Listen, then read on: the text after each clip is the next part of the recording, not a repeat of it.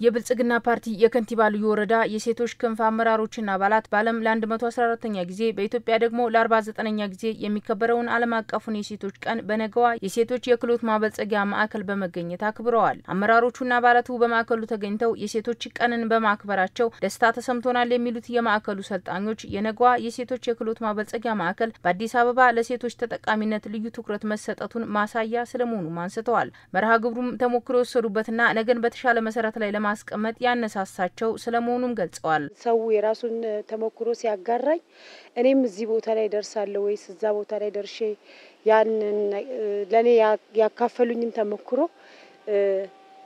ደርሳለሁኝ ብዬ ነው በራሴ ግምት የወሰድኩትና ትምርትም ነው።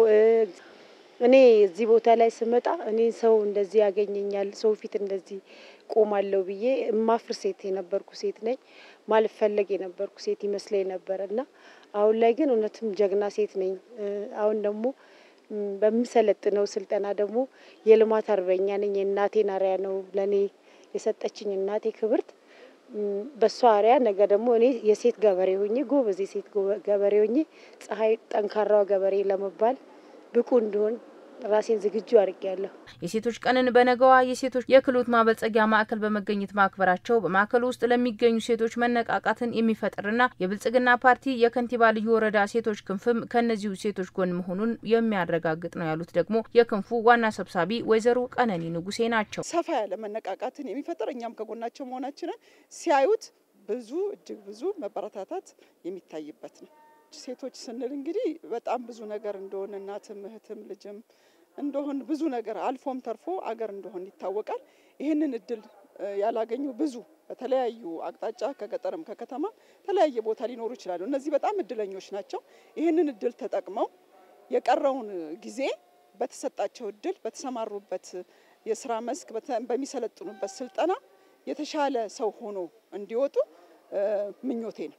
ማዕከሉ የብዙ ሴቶችን ኢኮኖሚያዊ ተጠቃሚነት ያረጋገጠና ሸክማቸውንም ያቀለለ መሆኑን የነገዋ የሴቶች የክህሎት ማበልጸጊያ ማዕከል የድጋፍና አገልግሎት ዳይሬክተር ጥሩ ወርቅ ደበበ ተናግረዋል። የነገዋ ሴቶች ማዕከሉ ከተመሰረተ አንደኛ አመቱ ኦልሞስት እየደረሰ ነው። ሁለተኛ ዙር ሰልጣኞች ሴቶችን ብቻ 400 ነው የያዝነው።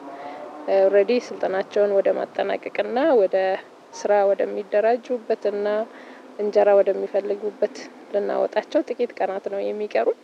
ስለዚህ ከሴቶች ከማርሴት ጋር ተያይዞ እንግዲህ ተግብረናል ብዬ ነው የማስበው። ሴቶች የኢኮኖሚ አቅማቸውን እንዲያሳድጉ ማርሴት ካስቀመጡልን ነገሮች ውስጥ ማለት ነው ራሳቸውን የሚችሉበትን ነገር ተጠቃሚ የሚሆኑበትን ነገር ያንኑ ከማስፈን አንፃር ማዕከሉ እንግዲህ ይሄንን ተግባር በሰፊው ሰርቶታል ብዬ አስባለሁ። የነገዋ የሴቶች የክህሎት ማበልጸጊያ ማዕከል ከተመሰረተ 1 አመቱን ሊደፍን ጥቂት ቀናት ብቻ ቀርተውታል።